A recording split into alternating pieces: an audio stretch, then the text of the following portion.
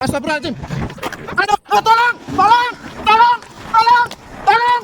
Woi, tolong, tolong, tolong, tolong, tolong.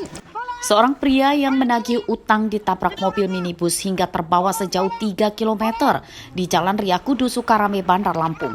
Korban bernama Harvey Wudakusuma bergelantungan di kap mesin bagian depan mobil sambil berteriak meminta pertolongan warga.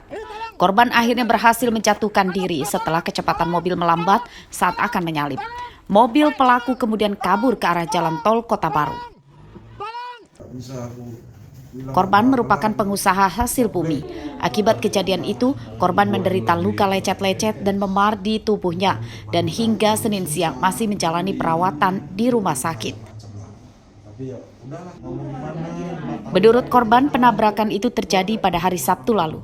Awalnya, korban dan mertuanya berusaha menemui pelaku yang merupakan perempuan mantan anggota DPRD Lampung Selatan yang tinggal di Sukarame, Bandar Lampung untuk menagih utang uang sebesar 2,3 miliar rupiah. Namun saat didatangi rumahnya, pelaku langsung kabur dengan mobilnya. Korban mengejar dan mengadang mobil pelaku, namun malah ditabrak. Ya kan, mau kemana, jangan kabur. Intinya, tahu-tahu saya ditabrak, saya lompatlah di kap sama Jarwo.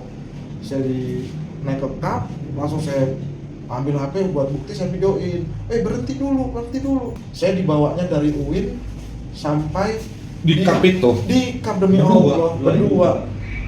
Di kap itu sampai di tikungan dekat UIN, jatuh. Keluar pintu perumahan dia. Perumahan apa sih? Apa sih Atau tadi? di belakang UIN tuh ada rumah di gambar warna merah itu. Berapa meter kira-kira Bang? Apanya? Jauh, kita di atas kap itu berapa? Hampir 5 km. Panjang juga. Panjang, dia nabrak Gojek ini sampai mobilnya tuh nggak tahu dilemparin apa sama orang yang diserempet dia itu. Pada Senin siang, kasus penabrakan korban tersebut telah dilaporkan ke polisi dan masih dalam penyelidikan. Dalam waktu dekat, polisi menyatakan akan melakukan pemanggilan terhadap terlapor dan saksi-saksi. Masih kita lakukan penyidikan itu terkait dengan peristiwanya. Jadi masih kita lakukan penyidikan. Sudah dilakukan pemanggilan Pak Waris terhadap pelapor sendiri?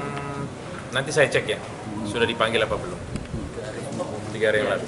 Biasanya nanti setelah didisposisi oleh Pak Kasat Reskrim baru kemudian dilakukan pemanggilan. Untuk pelaporan itu karena awalnya dugaan nagih hutang, itu benar Pak? Kelihatannya begitu ya. Dari mulai proses nagih hutang baru kemudian pada saat itu langsung kabur mungkin. Dia ngikut sehingga kemudian terseret. Dalam laporannya ke polisi, korban memberikan rekaman video saat ia terseret mobil dan sejumlah kwitansi utang piutang antara korban dengan terlapor. Robi Laste melaporkan dari Bandar Lampung.